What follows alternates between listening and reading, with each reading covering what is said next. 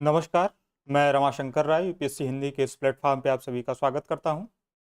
अगर आप ये सीरीज फॉलो कर रहे हैं सब्जेक्ट्स थ्रू पीवाईक्यूज की, तो ये हिस्ट्री में हम लोग आधुनिक भारत पे हैं। कुछ मतलब कम वीडियो बचे हैं, इसके बाद आधुनिक भारत भी समाप्त हो जाएगा और हिस्ट्री हम लोग फिनिश कर लेंगे। इसका पर्पज़ आप जान ही रहे हैं, पीवाईक्यूज के जरिए इंपॉर्टेंट टॉपिक्स को सेलेक्ट करना, उसके वैल्यूडेड मटेरियल आप लोगों को प्रोवाइड करना, और उसके बाद जो पीवाईक्यूज हैं महत्वपूर्ण पीवाईक्यूज कराते हुए आपको ये बताना कि किस प्रकार से पीवाईक्यूज इंपॉर्टेंट है आपके अगले एग्जाम के लिए।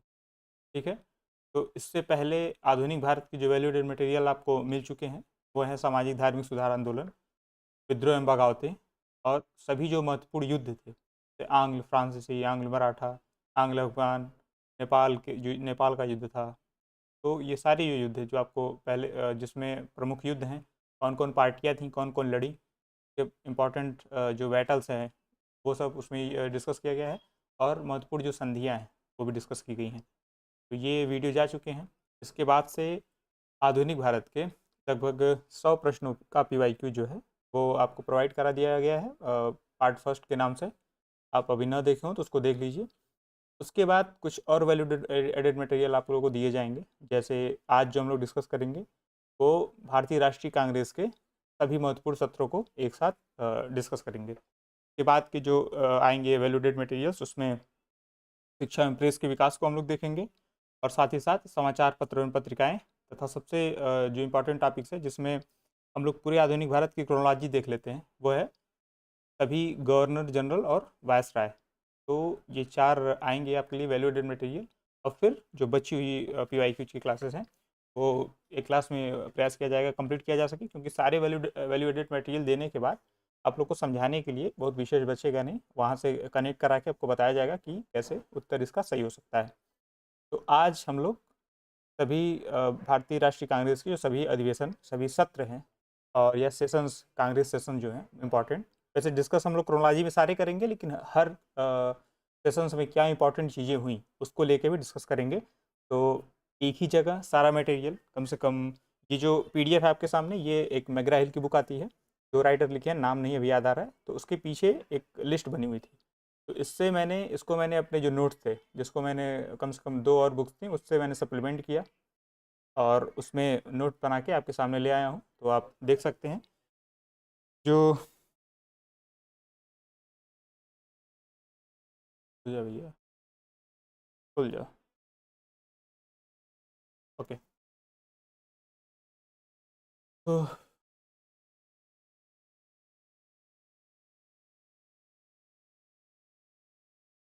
चल गए थे भाई, हैंग कर गए, कोई बात।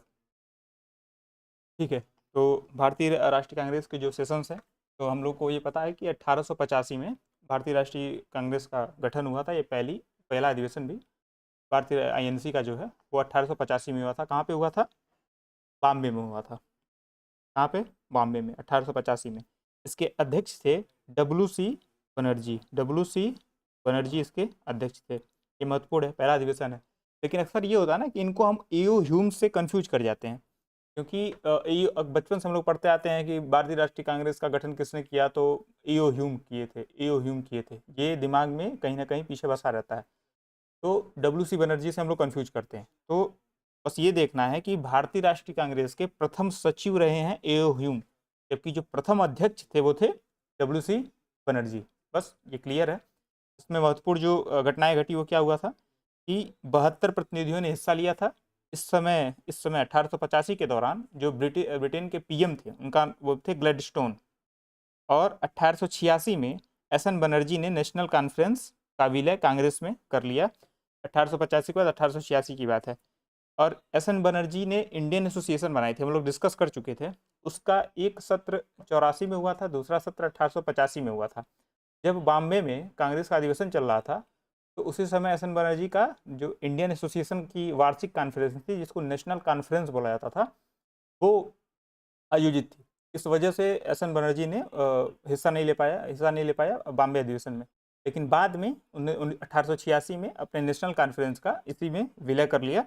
एस एन बनर्जी मतलब सुरेंद्र नाथ बनर्जी। ठीक है, आनंद मोहन बोस और सुरेंद्र नाथ बनर्जी ने इंडियन एसोसिएशन बनाई थी, जो कांग्रेस पूर्व संस्थाओं में सबसे सर्वप्रमुख मानी जाती है। ये हो गया आपका विवरण पहली बैठक का, जो कि महत्वपूर्ण भी है, क्योंकि भाई पहले तो पहला ही होता है। फिर दूसरी बैठक होती है 86 की, कलकत्ता में, ठीक है। इसकी अध्यक्षता करते हैं दादा भाई नौरोजी। हम लोग PYQs में देख चुके हैं इससे पहले भी, और देखेंगे भी कि ये 3 बार अध्यक्ष रहे दादा भाई नौरोजी। हम लोग अभी तो देख ही रहे हैं, तो आगे देख लेंगे। पहले पार्टी अध्यक्ष थे, इस तरह के प्रश्न नहीं पूछे जाएंगे। अब पहले वन लाइनर प्रश्न इस तरीके से पूछे, वनडे एग्जाम में कोई पूछ लेगा, ज़्यादा चांस है। जो एग्जाम की हम तैयारी कर रहे हैं इसमें ये ना पूछा जाए, लेकिन बस जानने के लिए जानिए कि दूसरा अधिवेशन के पहले पारसी अध्यक्ष थे ये। इसमें जो महत्वपूर्ण घटना घटी, जो ये देखने वाली बात है, वो ये है कि लॉर्ड डफरिन उस समय वायसराय हुआ करता था। उसने इसके प्रतिनिधियों की, जो कि लगभग 434 प्रतिनिधि थे सेकंड अधिवेशन में, उनको गार्डन पार्टी दी थी। किसने? वायसराय ने, भारत के। तो ये इससे एक डाउट निकलता है ना, कहा जाता है कि जो ये प्रेशर कुकर की सीटी की तरह का गठन हुआ था कांग्रेस का, और इसके गठन में भूमिका अंग्रेजों की थी। तो लॉर्ड डफरिन की जो पार्टी है, इससे ये क्लियर होता है कि हाँ यार, वो तो लॉर्ड डफरिन खुश हो रहा है, वो पार्टी दे रहा है। इसका मतलब सही में है कि प्रेशर कुकर बोले तो जब भारत में असंतोष होगा, विद्रोह की भावना पनपेगी, तो कांग्रेस जैसा एक जो संगठन रहेगा वो कुकर की सीट की तरह काम करेगा, और वहां से प्रेशर रिलीज हो जाएगा, तो जिससे कुकर फटेगा नहीं। तो ये जो आरोप लगाते हैं कांग्रेस पे कि कांग्रेस प्रेशर कुकर की सीटी की जैसी थी, वो इसको एग्जाम्पल की तरह देते हैं कि लॉर्ड डफरिन जो था, इसने इसके प्रतिनिधियों को, कांग्रेस के प्रतिनिधियों को गार्डन पार्टी दी थी। लेकिन अभी ये पूरा नहीं सच है, आते हैं देखते हैं अभी आगे क्या होता है। 87 में दूसरा अधिवेशन होता है मद्रास में। बदरुद्दीन तैयब जी इसकी अध्यक्षता करते हैं। तो ये पहले मुस्लिम राष्ट्रपति थे। अब क्या है कि जो बुक्स आती हैं वो अनुवादित होती हैं, आपका ऑनलाइन क्या कहते हैं उसको, AI से अनुवाद किया जाता है। तो राष्ट्रपति जहां लिखा है उसको प्रेसिडेंट कर दीजिए। प्रेसिडेंट मतलब अध्यक्ष होता है, प्रेसिडेंट मतलब राष्ट्रपति भी होता है। जहां भी यहाँ राष्ट्रपति मिले उसको अध्यक्ष कर लीजिए। तो पहले मुस्लिम राष्ट्रपति थे, ठीक है, राष्ट्रपति नहीं, सॉरी, प्रेसिडेंट थे या अध्यक्ष थे। फिर आते हैं इसमें क्या हुआ कि पहली बार तीसरे ही अधिवेशन में पहली बार पैसा साधारण जनता से लिया जाने लगा। पहली बार क्या हुआ? पैसा साधारण जनता से लिया जाने लगा, और एक भारतीय भाषा तमिल में भाषण दिया गया, ठीक है, पहली बार तीसरे अधिवेशन में। अब तक 2 अधिवेशन में अंग्रेजी में बात हो रही है भाई साहब। अब यार डफरिन हो गया इसके खिलाफ, कांग्रेस के। अब ये क्या नया ड्रामा है भाई? डफरिन खिलाफ क्यों? पिछले में साल भर पहले पार्टी दे रहा है, फिर खिलाफ हो जा रहा है। दरअसल डफरिन जैसे लोग अंग्रेजों में ये सोचे कि जो कांग्रेस रहेगी, अंग्रेजीदार लोगों की, बड़े लोगों की पार्टी रहेगी, अंग्रेजी में बातें करेंगी, इनकी बातें कोई समझेगा नहीं। जनता जब बात ही नहीं समझेगी तो विद्रोह कैसे करेगी? क्या मतलब, वो कनेक्ट ही नहीं कर पाएगी। इस वजह से डफरिन खुश था। लेकिन जब भारतीय भाषा तमिल में वहां पे भाषण हो गया, तो डफरिन को लगा अब ये, जब ये नेटिव लैंग्वेज का, वर्नाकुलर लैंग्वेज का यूज करेंगे, तब ये जनता तक इनकी बातें पहुंच जाएंगी, और जनता में विरोध भी भड़क सकता है। तब ये सिर्फ डिस्कशन और होता ना, तथाकथित इंटेलेक्चुअल जो वर्ल्ड होता है उसमें बैठ के सिर्फ गाल बजाने की बात नहीं रह जाएगी, जमीन पे उतर जाएगी। तो इस वजह से डफरिन इसके खिलाफ हो गया। हालांकि इसी क्रम में आगे एक थ्योरी दी जाती है कि जो कांग्रेस थी वो प्रेशर कुकर न होके तड़ी चालक का काम करती थी, लाइटनिंग कंडक्टर का। लाइटनिंग कंडक्टर क्या होता है? छत के, लंबी बिल्डिंग है, छत के ऊपर लगाए जाते हैं, ताकि जब बिजली गिरे तो वहां से उसका जो वोल्टेज है, उसकी जो धारा है, वो प्रवाहित होके सीधा, वो उसका कंडक्टर होता है, सीधा कनेक्ट होता है जमीन में, वो अर्थ हो जाए, जो भी कंडक्शन है वो जाके अर्थ हो जाए। तो लाइटनिंग कंडक्टर का काम होता है। तो एक सेंस में ये कहा जाता है जो कांग्रेस थी वो लाइटनिंग कंडक्टर का काम करती थी। भारतीय जो भी संविधानवादी थे या जो भी अधिकार मांगने वाले लोग थे, जो भी विरोधी थे, मतलब विद्रोह प्रदर्शन करते थे, जरूरी नहीं कि विद्रोही का मतलब गोली चला रहे हैं, जो भी पत्र पत्रिकाओं से भी विरोध करते थे, उनके लिए भी वो लाइटनिंग कंडक्टर थी, जिससे कि अचानक से जो ब्रिटिश रेत है, ब्रिटिश गुस्सा है, वो डायरेक्ट उन पे न पड़े। तो वो एक बातचीत या सुलह मशवरे के लिए एक शाखा, एक धारा चली, उसके लिए भी उसको भी कांग्रेस रिप्रेजेंट करती थी। तो दोनों तरह की विचारधाराएं हैं। किसी को पूरी तरह मानने न मानने के पीछे हमारा अपने कारण होने चाहिए। अभी बस हम इतना जान लेते हैं, बाकी जब आप अध्ययन करिएगा आगे तो आप तय करिएगा कि कांग्रेस वाकई क्या थी, ठीक है। फिर चलते हैं इलाहाबाद में। चौथा अधिवेशन हुआ 1888 इलाहाबाद में। इसके अध्यक्ष जॉर्ज थे। अब पहले ईसाई प्रेसिडेंट थे ये, जॉर्ज पहले ईसाई प्रेसिडेंट थे। इसकी महत्वपूर्ण घटना क्या है? लंदन में कांग्रेस की संस्था ब्रिटिश इंडिया कमेटी बनी। क्या बनी? लंदन में कांग्रेस की संस्था ब्रिटिश इंडिया कमेटी बनी। अब एक फैक्ट और देख लेते हैं। ब्रिटिश इंडिया कमेटी ने जो चौथे अधिवेशन में बनी थी, इंडिया 1889 नामक समाचार पत्र निकाला। इसके संपादक थे विलियम डिग्बी। ये प्रश्न पूछा जा सकता है। विलियम डिग्बी इंपॉर्टेंट है। विलियम डिग्बी इंपॉर्टेंट है। और इंडिया नामक इंडियन पत्र निकाला 1889 में। किसने? British India committee. और ब्रिटिश इंडिया कमेटी क्या थी? एक कांग्रेस की प्रतिनिधि संस्था थी लंदन में। 1888 चौथे अधिवेशन में इलाहाबाद के इसका गठन हुआ था। फिर आते हैं अगले अधिवेशन में, जो कि बॉम्बे का था, विलियम वेडरबर्न का। इसके लिए कोई महत्वपूर्ण चीज़ें नहीं है, बस जान लीजिए सर विलियम वेडरबर्न थे। फिर 1890 का जो अधिवेशन है वो भी कलकत्ता में होता है, और इसको अध्यक्षता करते हैं फिरोज शाह मेहता। कौन करता है? फिरोज शाह मेहता करते हैं।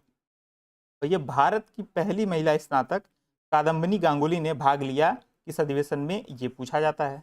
ये आपका स्टेटमेंट में दे देगा। ये भाग लिया था कलकत्ता अधिवेशन 1890 में, जिसके अध्यक्ष थे फिरोज शाह मेहता। ठीक है। फिर 91 वाली की बात देखें तो ये नागपुर में हुआ, और इसके आनंद चार्लू थे इसके अध्यक्ष। और राष्ट्रीय शब्द कांग्रेस के नाम के साथ जोड़ा गया। पहले थे नेशनल कांग्रेस, इंडियन माफ करिए, इंडियन कांग्रेस इसका नाम था, मतलब भारतीय कांग्रेस। और इंडियन नेशनल कांग्रेस, भारतीय राष्ट्रीय कांग्रेस बनी जाके किसमें, कब बनी थी? 1891 के नागपुर अधिवेशन में। बस जानिए, मतलब जानकारी के लिए जानिए, सब रट्टा नहीं मारना है। जो महत्वपूर्ण मैं बताऊंगा कौन सा ज़्यादा जरूरी है। फिर 1893 में लाहौर अधिवेशन, दादा भाई नौरोजी उसके अध्यक्ष हुए। दादा भाई नौरोजी इससे पहले कब आ चुके हैं? 1898 में आ चुके हैं। कब आ चुके, सॉरी 1886 में आ चुके हैं दादा भाई नौरोजी। फिर कब आ गए दादा भाई नौरोजी? 93 में आ गए, लाहौर में दादा भाई नौरोजी। दादा भाई को लंदन की कॉमन सभा का सदस्य चुने जाने की खुशी में इनको बनाया गया अध्यक्ष, दादा भाई नौरोजी को। ठीक है। क्योंकि लंदन की कॉमन सभा, मतलब जैसे यहाँ पे यहाँ लोकसभा होती है, लोक जनता चुनती है, उस तरह दादा भाई नौरोजी वहाँ जाके चुने गए थे लंदन में। और उन्होंने, उनका दादा भाई नौरोजी का एक और है कि ईस्ट इंडिया जो एसोसिएशन है 1866 वाला, वो भी उन्होंने बनाया था। कहाँ पे? लंदन में। तो दो चीज़ें हो गई। आगे अधिवेशन होता है 1894 का मद्रास का, अल्फ्रेड वेब जिसकी अध्यक्षता करते हैं। फिर पूना में होता है, जिसकी अध्यक्षता करते हैं कौन? एस.एन. बनर्जी, सूर्यनाथ बनर्जी। फिर 96 का अधिवेशन होता है, 96 का कलकत्ता अधिवेशन, और रहमतुल्ला एम सयानी की अध्यक्षता में। अब ये क्यों इंपॉर्टेंट है, इसको ध्यान रखिए। 96 का अधिवेशन दरअसल रविंद्रनाथ टैगोर, अब देखिए किताब में दिया था बंकिम चंद्र चटर्जी, लेकिन यह है रविंद्रनाथ टैगोर द्वारा वंदे मातरम गाया गया था। क्या गाया था? वंदे मातरम स्वयं रविंद्रनाथ टैगोर गाए थे 1896 के अधिवेशन में। और इसी अधिवेशन में धन निकासी के सिद्धांत को औपचारिक रूप से स्वीकार किया गया था 1896 के कलकत्ता अधिवेशन में। ठीक है। जिसकी अध्यक्षता किए थे कौन? रहमतुल्ला एम सयानी। अब आगे के जो अधिवेशन है उनको आप पढ़ लीजिएगा, जैसे उतने महत्वपूर्ण नहीं है। लखनऊ में एक अधिवेशन बताया जा रहा है 1899 में हो चुका था। कब हुआ था? 1899 लखनऊ अधिवेशन रमेश चंद्र दत्त की अध्यक्षता में हो चुका था। फिर आते हैं 1901 का अधिवेशन है, जो कि महत्वपूर्ण है, कलकत्ता अधिवेशन। इसके अध्यक्ष थे सर दिनशा वाचा। इससे पहले पीवाईक्यू में हम लोग कर चुके हैं। गांधी जी ने सर्वप्रथम किस अधिवेशन में भाग लिया था? तो 1901 के कलकत्ता अधिवेशन में गांधी जी ने सर्वप्रथम भाग लिया था। ठीक। अगले पॉइंट पे आते हैं कि 1902 में फिर एस.एन. बनर्जी थे, 3 में लाल मोहन घोष थे, और फिर 1904 का अधिवेशन महत्वपूर्ण है। 1904 ध्यान रखिए, 1904 1905 में आपका जो स्वराज कांग्रेस के मंच से स्वराज की बात रखी गई, और स्वदेशी आंदोलन 1905 में स्वीकृत करने का वो क्या मतलब दबाव डाला गया, स्वदेशी आंदोलन की बात की गई। लेकिन 1906 में जाके वो पास हुआ, हम लोग आगे देखेंगे। लेकिन 1904 की बात हो रही है। बॉम्बे अधिवेशन में सर हेनरी कॉटन की अध्यक्षता में जिन्ना ने सर्वप्रथम भाग लिया था। मोहम्मद अली जिन्ना ने सर्वप्रथम भाग लिया था। और वही जिन्ना तो जिन्होंने बाद में कहा कि हिंदू और मुस्लिम दो भिन्न भिन्न राष्ट्र हैं, उन्होंने तब कहा था कि मैं जिन्ना ने स्वयं कहा, मैं प्रथमतः राष्ट्रवादी हूँ, मैं द्वितीयतः राष्ट्रवादी हूँ, और मैं अंततः राष्ट्रवादी हूँ। मतलब I am a nationalist first, I am a nationalist second, and I am a nationalist last. ये जिन्ना भी बदल सकते हैं, तो कोई भी बदल सकता है। खैर, 1905 में बनारस अधिवेशन होता है, गोपाल कृष्ण गोखले बहुत ज़्यादा फेमस अधिवेशन है। बंगाल विभाजन के खिलाफ नाराजगी इस सत्र में व्यक्त की गई, हालांकि स्वदेशी आंदोलन को समर्थन भी दिया गया। इसमें क्या किया गया? स्वदेशी आंदोलन को समर्थन दिया गया और बंगाल विभाजन के खिलाफ नाराजगी इसमें व्यक्त की गई। इसी संदर्भ में जब हम 1887 मद्रास की बात कर रहे हैं, बदरुद्दीन तैयब जी पहले मुस्लिम राष्ट्रपति, और पहली बार साधारण जनता से लिया गया था और एक भारतीय भाषा तमिल में भाषण दिया गया था। जब डफरिन नाराज हो गया था, उसी समय एक और घटना होती है, इंडियन सोशल कॉन्फ्रेंस का गठन किया जाता है 1887 में MG रानाडे और रघुनाथ राव द्वारा। इसका पहला अधिवेशन 1887 को दिसंबर मद्रास में होता है। वहाँ भी कांग्रेस का भी अधिवेशन हो रहा है और इसका भी अधिवेशन हो रहा है। इसके बाद क्या हुआ कि इसकी वार्षिक बैठक कांग्रेस के बैठक के साथ ही होने लगी। ठीक है, 1887 के बाद पहला ही बैठक साथ हुई और बाद में भी साथ ही होने लगी। और कांग्रेस की समाज सुधार प्रकोष्ठ या कांग्रेस की समाज सुधार शाखा के रूप में को जाना जाता था। किसको? इंडियन सोशल कॉन्फ्रेंस को कांग्रेस की समाज सुधार की शाखा के रूप में जाना जाता था। ठीक है, ये क्या क्या करता था? अंतर जातीय विवाह का समर्थन करता था, बहुविवाह एवं कुलीनवाद का विरोध करता था और प्रतिज्ञा आंदोलन इसने चलाया इंडियन सोशल कॉन्फ्रेंस ने बाल विवाह के विरुद्ध प्रतिज्ञा लेने के लिए। ठीक है, ये चीज़ें हो गई। अब चलते हैं 1906 के अधिवेशन में। क्या है 1906 का अधिवेशन? क्या बोलता है कि अब एक बार दादा भाई नौरोजी करते हैं 1886 में अध्यक्षता, फिर करते हैं 1893 में और फिर करते हैं 1906 में। 3 बार दादा भाई नौरोजी अध्यक्ष रहे। तो कलकत्ता में हुआ 1906 का अधिवेशन, दादा भाई नौरोजी अध्यक्ष थे और स्वराज का पहली बार उल्लेख किया गया। ये डिबेटेबल है कि स्वराज का पहली बार उल्लेख कब किया, इसको हम लोग डिस्कस करेंगे। लेकिन सबसे पहले 1906 के अधिवेशन को देख लिया जाए। 4 प्रमुख प्रस्ताव थे, इसको ध्यान रखिएगा। 4 प्रमुख प्रस्ताव पास हुए थे: बहिष्कार, स्वदेशी, राष्ट्रीय शिक्षा और स्वशासन। अब कांग्रेस का सेशन हम लोग पढ़ रहे हैं, इसके क्यों पढ़ रहे हैं? गवर्नर जनरल हम लोग पढ़ते हैं, क्यों पढ़ते हैं? क्योंकि अगर कायदे से देखा जाए तो गवर्नर जनरल की जो सीरीज है वही पढ़ के हम लोगों को एक पूरी टाइमलाइन मिल जाती है इस जो 1707 के बाद से, या कह सकते हैं 1793 के बाद से जो इतिहास है हमारे देश का, ब्रिटिशर्स के अंतर्गत जो भी इतिहास है, उसकी जानकारी हमको एक कायदे से मिल जाती है, किसके दौर में क्या क्या हुआ। और वहीं अगर कांग्रेस के सेशंस के साथ इसको सप्लीमेंट कर देते हैं तो राष्ट्र में क्या चल रहा है और उधर से गवर्नर जनरल क्या क्या कर रहे हैं, तो दोनों एक साथ सप्लीमेंट होकर लगभग इतिहास क्रिएट कर देते हैं 70-80 साल का, 60-70 साल का कह सकते हैं। तो इस वजह से ये दोनों इंपॉर्टेंट हो जाते हैं और इसके सेशंस या गवर्नर जनरल में कौन कौन से काम हुए, कौन कौन सी घटनाएं घटी, इस वजह से महत्वपूर्ण हो जाती हैं। तो ठीक है ना, ये इसलिए जरूरी था क्योंकि हम लोग पढ़ रहे हैं तो इसका औचित्य भी होना चाहिए। तो इसका औचित्य ये है। एक बात जो है, ये प्रश्न पूछा हुआ था जो कि ठीक नहीं था। आयोग ने पूछा था कि स्वराज का शब्द का सर्वप्रथम प्रयोग, पहले तो ये सही है कि दयानंद सरस्वती ने किया था सर्वप्रथम, और जो विकल्प दिया था उसमें बाल गंगाधर तिलक थे, तो हम तिलक को सही मानेंगे। लेकिन एक और बात है कि कांग्रेस के मंच से स्वराज शब्द का पहली बार उल्लेख दादा भाई नौरोजी ने 1906 के अधिवेशन में किया था। ये सत्य नहीं है क्योंकि इस तरह का आयोग ने प्रश्न पूछ के बाद में उसको निरस्त कर दिया था, क्योंकि 1904 के जो अधिवेशन 1905 का जो अधिवेशन था, माफ करिए 1905 का जो अधिवेशन था, उसमें भी स्वराज की बात कांग्रेस के मंच से की गई थी और में तो उसके प्रस्ताव को स्वीकृति तक दे दी गई, जैसे बहिष्कार, स्वदेशी, राष्ट्रीय शिक्षा एवं स्वशासन। ये स्वशासन जो है वो स्वराज्य का ही करीबी है। ठीक है, तो अब अगले अधिवेशन पे चलते हैं। 1907 का अधिवेशन, ये विदित है, लगभग लोगों को पता होगा कौन सा है। इसी में स्कीज में होता है, टूटती हैं। रास बिहारी घोष अध्यक्ष थे। सूरत अधिवेशन, कांग्रेस 2 गुटों उदारवादी और उग्रवादियों में विभाजित हो जाता है, तो इसको सूरत विभाजन के नाम से जानते हैं। फिर 1908 का अधिवेशन, ये मद्रास में होता है। रास बिहारी घोष इसके भी अध्यक्ष रहते हैं। कांग्रेस का संविधान तैयार किया गया। अब देखिए आगे चलेंगे, फिर एक बार देखेंगे कांग्रेस का फिर से संविधान बनता है। इससे पहले 1908 में रास बिहारी घोष ने कांग्रेस का संविधान तैयार किया था।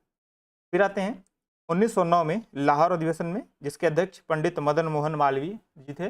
उन्होंने धर्म के आधार पे जो पृथक निर्वाचक मंडल था उसके गठन पर दी गई, उसके गठन पर अस्वीकृति दे दी कि जो 1909 के मार्लिमेंटो सुधार में जो ले आया गया था कि अब जो अल्पसंख्यक हैं उनके लिए पृथक निर्वाचक मंडल होगा। पृथक निर्वाचक मंडल क्या है कि एक एरिया में, जैसे आपका वार्ड होता है या आपका विधायकी का इलाका होता है, सांसदीय का इलाका होता है, ऐसे एरिया क्रिएट किए जाएंगे और उसमें वोट सिर्फ अल्पसंख्यक विशेष धर्म के लोग ही दे पाएंगे। इसको बोलते हैं निर्वाचक मंडल।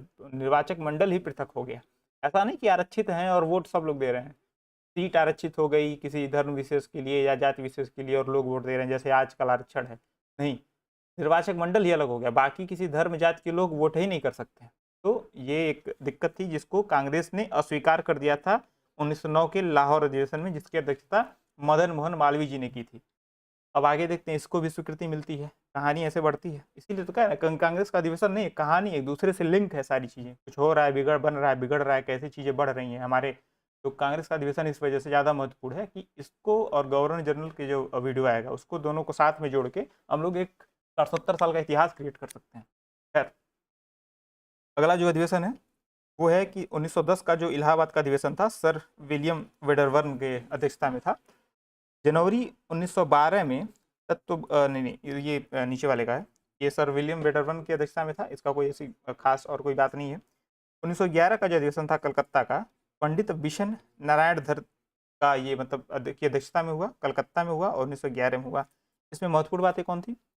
एक बार वंदे मातरम कौन गा रहा है? रविंद्रनाथ टैगोर वंदे मातरम गा रहे हैं 1896 में रहमतुल्लाह एम सयानी की अध्यक्षता वाले कलकत्ता अधिवेशन में। ठीक है। और फिर रविंद्रनाथ टैगोर द्वारा लिखित जन गण मन पहली बार गाया जाता है कांग्रेस के मंच से, वो है 1911 के पंडित विशन नारायण धर की अध्यक्षता वाले अधिवेशन में कलकत्ता में हुआ। अब थोड़ा सा जन गण मन हमारा राष्ट्रगान है उसके बारे में जान लेते हैं। दरअसल ये जनवरी 1912 में तत्वबोधिनी पत्रिका में भारत भाग्य विधाता शीर्षक से प्रकाशित हुआ था। क्या? जन गण मन। ठीक है। फिर अगले पॉइंट पे आते हैं कि दो चार अधिवेशन हुए जो कि बहुत ज़्यादा ऐसे महत्वपूर्ण है नहीं, बस एक बार देख लिया जाए, बांकीपुर, कराची और मद्रास का। और उसके बाद बॉम्बे का अधिवेशन 15 का होता है जिसमें भगवान सत्येंद्र प्रसन्न सिन्हा, तो एसपी सिन्हा, ये बाद में बिहार और उड़ीसा के राज्यपाल भी रहे, मतलब लेफ्टिनेंट गवर्नर टाइप के आदमी रहे। तो भगवान भगवान क्यों बोलते हैं पता नहीं, भगवान का नाम है, चाहे सत्येंद्र प्रसाद सिन्हा इनका नाम है, एसपी सिन्हा। ठीक है। 1916 का जो अधिवेशन है सब लोग जानते होंगे, बहुत ही महत्वपूर्ण है, अंबिका चरण मजुमदार की अध्यक्षता में हुआ। और यहाँ पे क्या हुआ, जो कांग्रेस 1907 की चीज में जो हुआ था, जो विभाजन हुआ था, बंटवारा हुआ था, उदारवादी और जो गर्म दल और नर्म दल की बात थी, वो दोनों एक हो गए थे। लेकिन इसी में लखनऊ पैक्ट हुआ था। क्या हुआ था?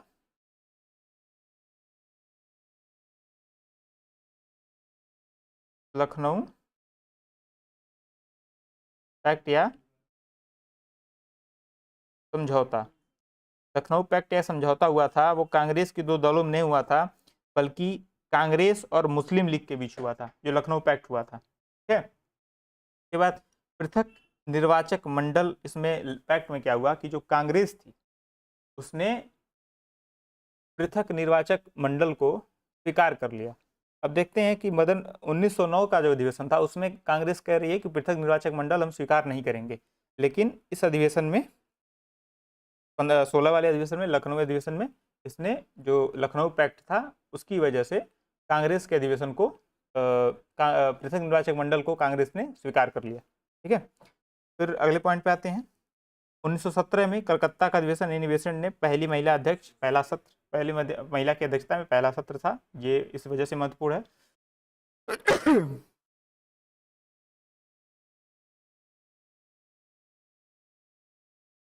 और अगर इसके अगले पॉइंट पे आते हैं कि 1917 का सत्र जो है एनिवेशन की वजह से महत्वपूर्ण है, तो 1918 वाला जो सत्र है वह पंडित मोतीलाल नेहरू की 1919 वाला अमृतसर का, तो पहले सॉरी वो ज़रा देख लेते हैं, आगे बढ़ गए हमको लगता है। 17 वाला जो अधिवेशन है वो एनी बेसेंट एक महिला की अध्यक्षता में पहला सत्र आयोजित हुआ, वो हो गया।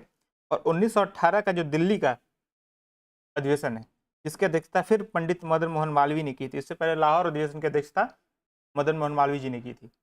तो इसके जो वास्तविक अध्यक्ष थे ना, वो थे तिलक। लेकिन वैलेंटाइन शिरोल संबंधित जो मामला था, जिसमें भारतीय अशांति का जनक कह दिया था वैलेंटाइन शिरोल ने तिलक को, तो तिलक ये साबित करने के लिए कि आप ये मेरी क्या कहते हैं उसको, अवमानना, अवमानना नहीं कहेंगे उसको, ये अपमान है, और कह सकते हैं कि कौन सा केस दर्ज होता है, वहाँ की अदालत में जाके इन्होंने वैलेंटाइन शिरोल के खिलाफ केस लड़ा कि कैसे आप ये हमको, मतलब इस तरह की बातें, अपमानजनक बातें हमको कह दिए। तो वैलेंटाइन शिरोल संबंधित जो मुकदमे थे उसके संदर्भ में ब्रिटेन चले गए थे तिलक। तो इस वजह से जो तिलक थे वो कभी अध्यक्ष नहीं बन पाए थे। ये भी प्रश्न पूछा हुआ है PYQ में कि इसमें इनमें से कौन है जिसने कभी भी कांग्रेस सेशन की अध्यक्षता नहीं की। तो तिलक तो बहुत ही सीनियर नेता थे, तो उनके बारे में तो लगेगा कि नहीं ये तो किए होंगे, लेकिन वो नहीं किए थे, क्योंकि जिस अधिवेशन में उनको अध्यक्ष बनाया गया उस अधिवेशन में वो थे ही नहीं। इससे पहले 1907 का जो सूरत अधिवेशन था उसमें भी तिलक अध्यक्ष बनने वाले थे, लेकिन वो उसकी जगह चेंज करके सूरत कर दी गई, और उस समय सूरत बॉम्बे प्रांत में आता था। तो एक नियम था कांग्रेस का कि जिस प्रांत में अधिवेशन होगा उस प्रांत का कोई व्यक्ति अध्यक्ष नहीं बनेगा। तो जो तिलक जी भी बॉम्बे प्रांत से आते थे, वजह से वो अध्यक्ष नहीं बन पाए थे। तो 2 बार उनको अध्यक्ष बनने का मौका था, दूसरी बार भी वो मुकदमे के सिलसिले में चले गए थे ब्रिटेन में। और यहाँ जो है कांग्रेस का दूसरा विभाजन हो गया। 18 का सत्र इस वजह से महत्वपूर्ण है। 1907 का विभाजन भी तभी होता है जब तिलक अध्यक्ष बनाए जाने का ऐसा मतलब अवसर था कि तिलक अध्यक्ष बनाए जा सकते हैं, लेकिन नहीं बनाया गया था। और जो 1918 का जो अधिवेशन था उसमें भी तिलक अध्यक्ष बनाए गए थे, लेकिन चूंकि अध्यक्षता वो कर नहीं पाए, तो मदन मोहन मालवीय ने किया था। लेकिन सिर्फ तिलक अध्यक्ष बनाए गए, इस वजह से इसका दूसरा विभाजन हो गया। और सुरेंद्रनाथ बनर्जी जो इंडियन एसोसिएशन वाले थे, आनंद मोहन बोस, सुरेंद्रनाथ बनर्जी, तो सुरेंद्रनाथ बनर्जी ने इंडियन लिबरल फेडरेशन स्थापित कर लिया 1918 के बाद। ये देखिए, ये महत्वपूर्ण पॉइंट है, इसको दिमाग में रखिएगा और बिल्कुल रखिएगा इसको दिमाग, ठीक है। फिर 1918 में बॉम्बे में सैयद हसन इमाम की अध्यक्षता में विशेष सत्र आयोजित किया गया, ठीक है, आयोजित होते रहते हैं। 1919 का अमृतसर अधिवेशन पंडित मोतीलाल नेहरू की अध्यक्षता में आयोजित किया गया, और यह अंतिम अधिवेशन था जब तिलक किसी भी कांग्रेस अधिवेशन में भाग लेते हैं, क्योंकि इसके बाद 1 अगस्त 1920 को उनकी मृत्यु हो जाती है। फिर आते हैं 1920 का कलकत्ता का विशेष सत्र है। इसकी अध्यक्षता लाला लाजपत राय करते हैं। अब ध्यान से देखिएगा, 1920 में दो सत्र हैं, दोनों को ध्यान से देखना पड़ेगा क्योंकि दोनों में कुछ चीजें घटित हो रही। तो ये विशेष सत्र था, और गांधी जी ने असहयोग प्रस्ताव रखा, लेकिन CR दास, मोतीलाल नेहरू, एनी बेसेंट, जिन्ना, इनके द्वारा प्रस्ताव का विरोध किया गया। हालांकि बहुमत ने समर्थित किया, और विशेष सत्र में भी जो असहयोग का प्रस्ताव था वो पारित हो गया। ये देखिए, इसके बाद 1920 का जो रेगुलर अधिवेशन था जो नागपुर में हुआ, C विजय राघवाचारी, ये भी क्वेश्चन PYQ में पूछा है कि 1920 के नागपुर अधिवेशन की अध्यक्षता किसने की थी? C विजय राघवाचारी ने की थी। और किसी भी अधिवेशन को तभी पूछता है जब उस अधिवेशन में कुछ महत्वपूर्ण चीजें घटित हो चुकी हों। तो इस सेंस में देखा जाए तो 1920 का जो अधिवेशन था, अब देख रहे हैं 1920 में ही विशेष सत्र में CR दास असहयोग प्रस्ताव का विरोध करते हैं, और 1920 का जो नागपुर का अधिवेशन था, जो रेगुलर अधिवेशन था, उसमें CR दास ने ही असहयोग प्रस्ताव रखा था, ठीक है। तो गांधी जी मतलब बातचीत करके या सुलह समझौता करके उनको इस पक्ष में करने में कामयाब हो गए। अब क्या हुआ कि कांग्रेस के लिए इस अधिवेशन में नया संविधान बनाया गया, और असहयोग आंदोलन को समर्थित करने का प्रस्ताव पारित कर दिया। इसके पहले हम लोग देखें तो 1908 के अधिवेशन में कांग्रेस के लिए नया संविधान बनाया गया था। अगर हम तेजी से देखें, कहाँ गया भाई 8, ये रहा 8 का मद्रास का अधिवेशन, और रास बिहारी घोष की अध्यक्षता में, और इसमें कांग्रेस का संविधान तैयार किया गया। इसके बाद सीधे कांग्रेस का संविधान तैयार होता है 1920 के नागपुर अधिवेशन में। और एक जो क्वेश्चन पूछा जाता है वो है कि 15 सदस्यीय वर्किंग कमेटी गठित, all India Congress working committee, AICWC इसको बोलते हैं, 15 सदस्यीय वर्किंग कमेटी गठित की गई, जो अध्यक्ष के साथ काम करती थी। तो ये पहली बार बनी 1920 के नागपुर अधिवेशन रेगुलर अधिवेशन के साथ। ठीक है, अब 21 के अधिवेशन में आते हैं। 21 का जो अधिवेशन है अहमदाबाद में हुआ। हकीम अजमल खां जो हैं इसके अध्यक्ष थे और ये चूंकि कार्यवाहक अध्यक्ष थे, क्योंकि जो सी आर दास जो एक्चुअल अध्यक्ष थे असहयोग आंदोलन के दौरान जेल में चले गए, तो सी आर दास जेल में थे, तो अध्यक्ष कौन बना? हकीम अजमल खान। ठीक है, और इस अधिवेशन की जो बात और थी वो ये थी कि बैठक में पहले कुर्सियां लगती थी, तो अब इतने लोग जुटने लगे थे और कुर्सियों में ऊंच नीच का भेदभाव कि कौन कुर्सी बैठेगा कौन नीचे बैठेगा, तो ऐसा किया गया कि कुर्सियां बैठक से हटा ली गई, सब लोग नीचे बैठेंगे या सब लोग बराबर हो जाएंगे। इस वजह से इस बैठक से 1921 की बैठक से कुर्सियां हटा ली गई थी। फिर आता है 1922 का गया अधिवेशन। सी आर दास इसके अध्यक्ष थे। पहली बार, इससे पहले वाले में 21 में बन नहीं पाए थे क्योंकि जेल में थे, तो अब जेल से बाहर निकले तो गया अधिवेशन की अध्यक्षता सी आर दास ने की थी। इन्होंने स्वराज पार्टी की जैसे 1900 इन्होंने क्या बोला, प्रस्ताव रखा कि 1923 का जो चुनाव होने जा रहा है तो कांग्रेस की तरफ से हम लोग चुनाव लड़ें, इसका प्रस्ताव उन्होंने दिया और इस प्रस्ताव को बहुमत ने खारिज कर दिया। जैसे गांधी जी असहयोग का प्रस्ताव पास करा लिए थे, लेकिन ये चुनाव का प्रस्ताव नहीं पास करा पाए, तो ये चूंकि अध्यक्ष थे और इनका प्रस्ताव गिर गया तो इन्होंने इस्तीफा दे दिया और स्वराज पार्टी का गठन 1923 में कर लिया। ठीक है, फिर आते हैं 1923 के काकीनाडा अधिवेशन। इसकी अध्यक्षता मौलाना मोहम्मद अली ने की थी। मौलाना मोहम्मद अली जौहर वही थे, उन्होंने की थी, अली बंदियों में एक। फिर आता है इन्होंने इस दौरान क्या हुआ कि अखिल भारतीय खादी बोर्ड का गठन किया गया और इन्हीं मोहम्मद अली ने 1907 में कामरेड नामक समाचार पत्र का प्रकाशन किया। ये लोग समाचार पत्र पत्रिकाओं में डिटेल में देखेंगे तो निश्चिंत रहिए। तो अखिल भारतीय, अब खादी बोर्ड दो चीजें हैं, अब 25 वाला भी देख लेते हैं, उसके बाद दोनों बोर्ड के बारे में बात हम लोग करेंगे। इसके बाद आता है 1923 का दिल्ली का विशेष सत्र, जिसके मौलाना अबुल कलाम आजाद अध्यक्ष थे और इसकी अध्यक्षता करने के साथ साथ जो मौलाना आजाद थे वो सबसे युवा प्रेसिडेंट कांग्रेस के किसी सत्र के बन गए है, तो 1923 के विशेष सत्र की अध्यक्षता करने के कारण। उसके बाद 1924 का बेलगाम अधिवेशन आता है, जिसकी अध्यक्षता महात्मा गांधी ने की थी। लगभग सभी बच्चों को पता होगा, एकमात्र सत्र है जिसकी अध्यक्षता महात्मा गांधी ने की थी। ठीक है, रचनात्मक कार्यक्रमों की बात की गई थी बेलगाम अधिवेशन में। फिर आता 1925 का कानपुर अधिवेशन और सरोजनी नायडू ने इसकी अध्यक्षता की थी। एकमात्र भारतीय महिला अध्यक्ष हैं, कौन? सरोजनी नायडू। क्योंकि दो और महिला जो अध्यक्ष हैं, एक एनी बेसेंट है वो भी भारतीय नहीं थी और दूसरा नेली सेन गुप्ता है वो भी भारतीय नहीं थी। तो एकमात्र का मतलब ये हो गया पहली भारतीय महिला अध्यक्ष और एकमात्र भारतीय महिला अध्यक्ष सरोजनी नायडू। अब जो दो अखिल भारतीय खादी मंडल और अखिल भारतीय चरखा संघ स्थापित हुआ, उन दोनों की चर्चा कर लेते हैं। तो 23 के काकीनाडा कांग्रेस में अखिल भारतीय खादी मंडल की स्थापना हुई थी। इसके अध्यक्ष थे जमनालाल बजाज और मंत्री थे शंकरलाल बैंकर। इसी तरह 1925 में अखिल भारतीय चरखा संघ की स्थापना हुई थी। इसके अध्यक्ष थे गांधी जी और इसके मंत्री थे जेएल नेहरू और शंकरलाल बैंकर। तो अब ये दोनों चीजें लगभग एक जैसी प्रतीत हो रही हैं। एक के अध्यक्ष गांधी जी हैं, एक के अध्यक्ष जमनालाल बजाज हैं। तो इससे चरखा से गांधी जी को याद कर सकते हैं, लेकिन खादी भी गांधी जी को वो करती पॉइंट करती है, लेकिन खादी को जमनालाल लाल जी के साथ कनेक्ट करना पड़ेगा और मंत्री में इसमें जेएल नेहरू जुड़ जाएंगे। तो इस चीज़ को आप जिस भी तरीके से मतलब आपको लगे सही उचित लगे उस तरीके से याद कर लीजिएगा, कौन अध्यक्ष था और कौन मंत्री था। फिर आते हैं अगले अधिवेशन पे, वो आता है 1926 का गुवाहाटी अधिवेशन। इसमें क्या हुआ, गुवाहाटी अधिवेशन में जिसकी अध्यक्षता किसने की थी? एस श्रीनिवास अयंगर ने इसकी अध्यक्षता की थी और कांग्रेस कार्यकर्ताओं के लिए खद्दर पहनना अनिवार्य कर दिया गया 1926 के अधिवेशन के साथ। क्या एक फैक्ट हो गया। आगे चलते हैं, अगला अधिवेशन 1927 का जो मद्रास का अधिवेशन था, जिसके जो प्रेसिडेंट थे एम.ए. अंसारी थे, मुख्तार अहमद अंसारी, डॉक्टर एम अंसारी, मुख्तार अहमद अंसारी। इनकी चर्चा हम लोग पहले भी PYQs में कर चुके हैं, जिसमें ये पूछा था कि कौन क्रांतिकारी नहीं थे, शायद ऐसा कोई प्रश्न था। तो एम.ए. अंसारी का ये जिक्र आता है।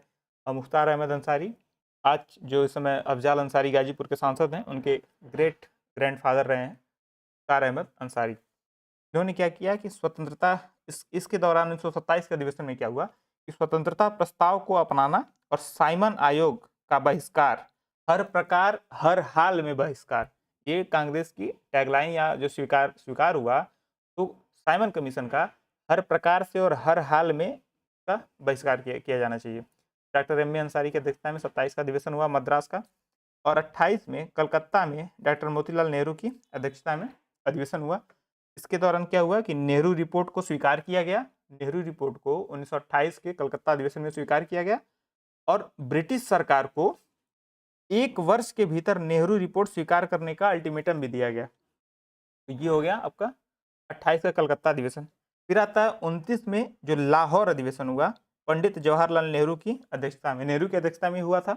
हुआ क्या, 31 दिसंबर 1929 में इसी अधिवेशन में पूर्ण स्वराज के प्रस्ताव को पारित कर दिया गया। 1929 का जो अधिवेशन था उसमें 31 दिसंबर 1929 को पूर्ण स्वराज, अब वो स्वराज नहीं कि आप डोमिनियन स्टेटस वगैरह, नहीं नहीं, अब पूर्ण स्वराज चाहिए, पूर्ण स्वराज प्रस्ताव पारित किया गया। सविनय अवज्ञा आंदोलन प्रारंभ, इस सत्र से 26 जनवरी को प्रतिवर्ष स्वतंत्रता दिवस के रूप में मनाया जाने लगा। क्यों मनाया जाने लगा? क्योंकि 26 जनवरी 1930 को रावी के तट पर तिरंगा लहराया गया और प्रतिज्ञा ली गई, उसको पहले स्वतंत्रता दिवस के रूप में मनाया गया, या इसी दिन आप स्वतंत्र होंगे, ऐसी प्रतिज्ञा की गई। इस वजह से हर 26 जनवरी को स्वतंत्रता दिवस के रूप में मनाया जाने लगा 1929 के लाहौर अधिवेशन के बाद से। ठीक है, फिर आता है 1930 में कोई सत्र नहीं, और पहली बार ऐसा हुआ जब कांग्रेस का कोई सत्र आयोजित नहीं किया गया। ठीक है, फिर 31 का कराची अधिवेशन देखते हैं, ये भी बहुत महत्वपूर्ण है। 31 का कराची अधिवेशन, तो इसमें क्या है, ये हुआ 25 मार्च को। 31 का जो कराची अधिवेशन है ये 25 मार्च को हुआ, और इसके अध्यक्ष थे वल्लभ भाई पटेल। दरअसल इसमें बहुत सारे फैक्ट हैं, इसको बारी-बारी देखते हैं। पहला है 23 मार्च को भगत सिंह को फांसी दे दी गई थी, याद है ना? 23 मार्च को 1931 को भगत सिंह को फांसी दे दी गई। तो 25 मार्च को कराची अधिवेशन शुरू हुआ। तो इसकी बैठक में पहली बैठक थी, इसमें गांधी जी का विरोध होने लगा। फांसी की वजह से भगत सिंह भी बहुत फेमस हो चुके थे उस समय तक। उनकी फांसी न रोक पाने से, या गांधी जी जो समझौता हुआ उसके साथ, उनका क्या नाम है, इरविन के साथ जो समझौता हुआ उसमें गांधी जी इस पे सहमति न बन पाना कि उनको छोड़ दिया जाए, सिर्फ शांतिपूर्ण रहे राजनीतिक कैदियों को छोड़ने की सहमति बन पाई। तो उसमें भगत सिंह नहीं आए थे, क्योंकि सांडर्स हत्याकांड में उनको अपराधी या मतलब कन्विक्ट किया गया था कि नहीं आप अपराधी हैं, और आप मतलब उसमें शामिल थे। तो इस वजह से गांधी जी का विरोध किया गया 25 मार्च वाली बैठक में। अब गांधी जी नाराज थे तो बोला कि गांधी तो मर सकता है परंतु गांधीवाद नहीं। तो ये स्टेटमेंट देके पूछता है कि अगर ये गांधी जी ने कांग्रेस की किस बैठक में कहा था? तो 1931 की कराची बैठक में कहा था। अब सिर्फ इसीलिए कराची बैठक महत्वपूर्ण नहीं है, पहले तो वल्लभ भाई पटेल इसके अध्यक्ष थे, और क्या हुआ इसमें, क्या हुआ, राष्ट्रीय आर्थिक कार्यक्रमों पर प्रस्ताव पारित हुआ और मौलिक अधिकारों पर भी। और जो जवाहरलाल नेहरू थे वो मौलिक अधिकारों पर प्रस्ताव लेके आए थे। ठीक है, और इसी बैठक में गांधी इरविन समझौते का समर्थन किया गया। अभी जस्ट हम लोग चर्चा किए हैं कि गांधी इरविन समझौते में भगत सिंह और उनके साथियों जो उनको फांसी दी गई उनसे संबंधित समझौता नहीं हो पाया था। और इसके बाद सेकेंड जो जो गांधी इरविन समझौता था 31 के कराची अधिवेशन में पारित किया गया। हाँ, उसको पुष्टि की गई, और सेकेंड जो गोलमेज सम्मेलन था उसमें उसके लिए गांधी जी को कांग्रेस का एकमात्र प्रतिनिधि नामित किया गया। ऐसा नहीं जैसे पूछ सकता है 3 लोग प्रतिनिधि थे, सरोजिनी नायडू, गांधी जी, एक लोग कोई और, लेकिन नहीं, सिर्फ गांधी जी कांग्रेस के एकमात्र प्रतिनिधि थे, बाकी लोग अपने स्वतः स्वेच्छा से या अपने स्तर पे गए थे। ठीक है, फिर चलते हैं अगली बैठक में, 32 की बैठक दिल्ली, अमृतलाल रणछोड़ दास सेठ। फिर है अगला देखते हैं 1933 का अधिवेशन कलकत्ता, सिर्फ इसलिए महत्वपूर्ण है क्योंकि इसकी अध्यक्षता श्रीमती नेली सेनगुप्ता ने की थी, जो कि तीसरी महिला अध्यक्ष हैं किसकी, कांग्रेस सेशन की। अगले पे आते हैं 1934 का राजेंद्र प्रसाद की अध्यक्षता में बॉम्बे अधिवेशन। ठीक है, 1934 का बॉम्बे अधिवेशन, और इसी अधिवेशन में कांग्रेस सोशलिस्ट पार्टी का गठन किया गया। ठीक है, और 1934 में ही गांधी जी ने कांग्रेस की सदस्यता से त्यागपत्र दे दिया। गांधी जी ने कांग्रेस की सदस्यता से 1934 में ही त्यागपत्र दे दिया था, और डॉक्टर राजेंद्र प्रसाद ने इस बैठक में समाजवाद की वकालत की थी।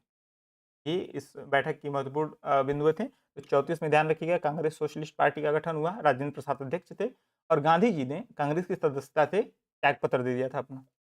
फिर 1935 में कोई सत्र नहीं हुआ, इसलिए राजेंद्र प्रसाद अध्यक्ष बने रहे, क्योंकि जो चुनाव ही नहीं हुआ तो अध्यक्ष बने रहेंगे। 1936 का अधिवेशन फिर महत्वपूर्ण हो जाता है। ये भी लखनऊ में हुआ और पंडित जवाहरलाल नेहरू इसके अध्यक्ष थे और अध्यक्ष ने कांग्रेस से समाजवाद को अपने लक्ष्य के रूप में अपनाने का आग्रह किया।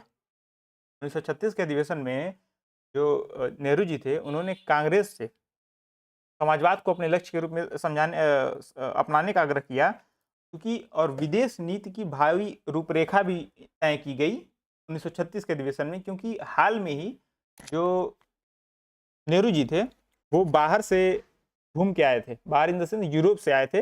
तो जो कांग्रेस की जो विदेशी नीति की रूपरेखा थी वो तय करने में इस अधिवेशन का काफी महत्व है। किस अधिवेशन का? ये जो लखनऊ अधिवेशन है 1936 वाला। हालांकि ये एक तरफा नहीं था, जैसे इधर नेहरू जी वकालत कर रहे थे समाजवाद की, तो 1836 में ये क्या हुआ कि बॉम्बे मैनिफेस्टो लाया। किसने? बॉम्बे के 21 व्यापारियों द्वारा हस्ताक्षरित था और नेहरू के समाजवादी आदर्शों के प्रचार की आलोचना की गई थी इसमें। लेकिन संगठनों में टाटा के नेतृत्व वाले बॉम्बे मिल ओनर्स एसोसिएशन ने हस्ताक्षर किए। हालांकि इसे व्यापारिक समुदाय के किसी अन्य वर्ग का समर्थन नहीं मिला। मतलब जो टाटा के नेतृत्व वाला बॉम्बे मिल ओनर्स एसोसिएशन था, उसने तो हस्ताक्षर कर दिए थे बॉम्बे मैनिफेस्टो में, 21 व्यापारी इस पे हस्ताक्षर किए थे कि नेहरू जो समाजवादी आदर्शों की ओर जा रहे हैं, उधर न जाके पूंजीवादी आदर्शों को ही अपनाएं। लेकिन बाकी जगह ये ट्रैक्शन नहीं पाया, इस मैनिफेस्टो ने बाकी जगह ट्रैक्शन नहीं पाया, इस वजह से इसका कोई बहुत महत्व नहीं है। लेकिन ये जान सकते हैं कि 1936 के अधिवेशन में जब नेहरू ने समाजवाद की वकालत की, उस समय जो पूंजीवादी शक्तियां थी वो चाहती थी कि ऐसा न हो। फिर अगले पॉइंट पे आते हैं 36 के बाद से। अब सारे अधिवेशन लगभग बहुत महत्वपूर्ण है, ध्यान से देखिएगा। 37 का जो अधिवेशन है फैजपुर का अधिवेशन है, जो कि महाराष्ट्र में हुआ। की अध्यक्षता जवाहरलाल नेहरू ने की। इसके पहले वाले अधिवेशन की अध्यक्षता भी उन्होंने की थी। फिर ये देखते हैं कि इसका जो नेहरू जी का इसका पहला सत्र है, जिसमें किसी ये जो फैजपुर का अधिवेशन है महाराष्ट्र का, ये पहला सत्र है जो किसी गांव में आयोजित हुआ। ठीक है। और इसमें भूमि व्यवस्था में सुधार किए गए और मध्यवर्तियों को हटाने, जैसे बीच के जो दलाल हैं उनको हटाने का प्रयास किया गया कि वो उनको सीमित किया जा चुके। जैसे आज भी हम लोग जब कोई नीति आती है तो प्रयास ये किया जाता है कि जो बिचौलिए हैं उनकी जो कमाने की क्षमता उनको कम किया जाए और जो मुख्य उत्पादक हैं उनको लाभ मिले, कृषि हो चाहे कोई और सेक्टर हो। और कर्ज दूर करने का प्रयास किया गया। तो 37 के अधिवेशन में क्या किया गया? भूमि व्यवस्था में सुधार, मध्यवर्तियों को हटाने का प्रयास और कर्ज को दूर करना। फिर आते हैं 38 का अधिवेशन, ये भी महत्वपूर्ण है, हरिपुरा का अधिवेशन, जो कि गुजरात में है। फैजपुर पहला गांव था तो हरिपुरा दूसरा गांव था। इसकी अध्यक्षता किसने की थी? सुभाष चंद्र बोस ने की थी। और पंडित नेहरू की अध्यक्षता में इस जो अधिवेशन था उसमें पंडित नेहरू की, सुभाष चंद्र बोस ने कह सकते हैं, पंडित नेहरू की अध्यक्षता में राष्ट्रीय योजना समिति बनाई। ठीक है। और इसी अधिवेशन में 38 के अधिवेशन में भारत के झंडा गीत को मान्यता दी गई। ठीक है। और झंडा गीत लिखा किसने था? तो इसको लिखा था श्यामलाल गुप्ता पार्षद ने, गणेश शंकर विद्यार्थी के कहने पर। बहुत स्पष्ट भले ना हो रहा हो, लेकिन हमसे सुन लीजिए। श्यामलाल गुप्ता पार्षद ने हमारा झंडा गीत लिखा है, विजय विश्व तिरंगा प्यारा, झंडा ऊंचा रहे हमारा, यही वाला। और गणेश शंकर विद्यार्थी ने जब कहा था तो श्यामलाल गुप्ता पार्षद ने लिखा था और 38 के अधिवेशन में इसको मान्यता दी गई, अपनाया गया। फिर आता है त्रिपुरी का अधिवेशन, ये भी शानदार अधिवेशन है त्रिपुरी का। कांड हो रहा है ना, इस वजह से शानदार है। हुआ ये कि इस अधिवेशन में सुभाष चंद्र बोस बोले कि हम फिर उठेंगे और गांधी जी ने कहा कि नहीं, हमारे उम्मीदवार रहेंगे पट्टाभी सीतारमैया। ठीक है। तो चुनाव हो गया और चुनाव में बहुमत से सुभाष चंद्र बोस जीत गए। लेकिन ये गांधी जी को मतलब मान्य नहीं था और उनको लगा कि जैसे होता है ना कि ये गांधी की हार है, उन्होंने माना कि सीतारमैया की नहीं, ये गांधी की हार है। और हुआ ये कि जबलपुर एमपी में, त्रिपुरी मतलब एमपी में है, त्रिपुरी वही जो त्रिपुरी के कलचुरी वंश है, वही त्रिपुरी। तो जो जबलपुर का एमपी है उसके पास है। तो वर्किंग कमेटी के 15 में से 12 सदस्यों ने इस्तीफा दे दिया, लेकिन जेल नेहरू ने इस्तीफा नहीं दिया था। ये ध्यान रखना है कि मतलब लोग कहते हैं ना सुभाष चंद्र बोस और नेहरू में काफ़ी कॉन्फ्लिक्ट था और प्रधानमंत्री बनना चाहते थे, इसलिए तो किनारे कर दिए। तो आप देखते हैं कि 15 सदस्यीय वर्किंग कमेटी में से 12 ने इस्तीफा दे दिया था, लेकिन जेल नेहरू का इस्तीफा नहीं था उसमें से। तो ये त्रिपुरी का अधिवेशन है। और सुभाष चंद्र बोस उसके बाद क्या करते हैं कि अगस्त 1939 में जो बोस है उन्हें कांग्रेस के सभी पदों से हटा दिया गया। जब उनकी वर्किंग कमेटी ने इस्तीफा दे दिया तो सुभाष चंद्र बोस बोले कि फिर हम काम करके क्या करेंगे, तो हम भी इस्तीफा दे देते हैं, तो वो भी इस्तीफा दे दिए। और अगस्त 1939 तक आते आते बोस को कांग्रेस के सभी पदों से हटा दिया गया और 3 साल तक कोई भी कार्यकारी पद ग्रहण करने पर रोक लगा दी गई। 3 साल तक कोई भी कार्यकारी पद ग्रहण करने पर उनको रोक लगा दी गई। और इसके बाद क्या हुआ कि बोस की इस्तीफा देने के बाद राजेंद्र प्रसाद को अध्यक्ष का पदभार दे दिया गया। और 3 मई 1939 को इस्तीफा देने के बाद बोस ने फॉरवर्ड ब्लॉक की स्थापना की, जो कि कांग्रेस के अंदर ही था। आप अलग मत सोचिएगा, जो फॉरवर्ड ब्लॉक अलग नहीं है। जैसे कांग्रेस सोशलिस्ट पार्टी जो है 1934 में गठित होती है, वो कांग्रेस से बाहर नहीं है, वो कांग्रेस के अंदर ही है। उसी प्रकार से फॉरवर्ड ब्लॉक जो गठित हुआ वो भी कांग्रेस के अंदर ही है। ठीक है। फिर आता है 1940 का रामगढ़ अधिवेशन, जिसकी अध्यक्षता मौलाना आजाद ने की थी और व्यक्तिगत सत्याग्रह का प्रस्ताव दिया था। ठीक है, ये आप जानेंगे। इसके बाद से 46 तक, जो 40 से 46 तक जब तक युद्ध चलता रहा तब तक अध्यक्ष रहे आजाद जी। उसके बाद मतलब 41 से 45 तक कोई अधिवेशन नहीं हुआ, लेकिन 46 के अधिवेशन जब तक हुआ तब तक अध्यक्ष थे मौलाना आजाद। और 46 में जो अधिवेशन हुआ मेरठ में हुआ, उसके अध्यक्ष थे आचार्य जेबी कृपलानी। तो 46 से ये 47 तक, जैसे अक्सर लास्ट दिसंबर साइड में अधिवेशन होता था, तो 46 का अधिवेशन ऐसा नहीं जनवरी में हो गया, 46 का अधिवेशन दिसंबर तक हुआ। तो दिसंबर में जो चुना गया वो 47 पूरा पूरा करके आएगा दिसंबर तक। तो उसी दौर में आचार्य जेबी कृपलानी की अध्यक्षता में ही आज़ादी के समय अध्यक्ष जेबी कृपलानी ही थे। और इसके बाद 47 का अधिवेशन हुआ दिल्ली में, के अध्यक्ष थे राजेंद्र प्रसाद। ऐसा पूछा जा सकता है कि स्वतंत्र भारत के जो पहले अध्यक्ष थे वो कौन थे, वो जेबी कृपलानी थे, और ऐसा पूछा जाता भी है। और 47 में जब दिसंबर में अधिवेशन हुआ, जब देश आज़ाद हो चुका था, उसके बाद जो अधिवेशन हुआ तो राजेंद्र प्रसाद। और 48 का अधिवेशन जयपुर में हुआ, इसके अध्यक्ष थे डॉक्टर पट्टाभी सीतारामैया। इन्होंने क्या हुआ कि महात्मा गांधी की स्मृति में, महात्मा गांधी उस समय तक शहीद हो चुके थे, और महात्मा गांधी की स्मृति में राष्ट्रीय यादगार कोष शैक्षणिक सामाजिक आर्थिक गतिविधियों को प्रोत्साहन देने हो बनाया गया।